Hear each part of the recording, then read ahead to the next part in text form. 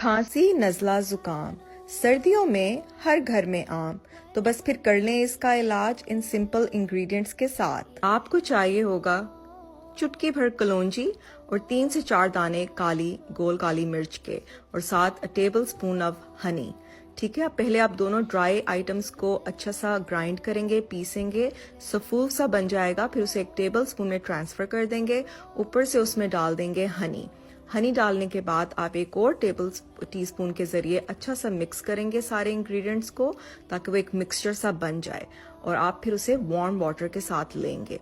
ये दिन में एक दफ़ा रेमेडी करनी है और 3 दिन मुसलसल करनी है। इंशाल्लाह खांसी, सोर थ्रोट, ये सब चीज़ें भाग जाएंगी।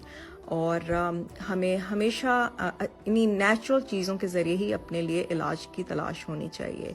दुआ में याद रखें एंड फॉलो फॉर मोर।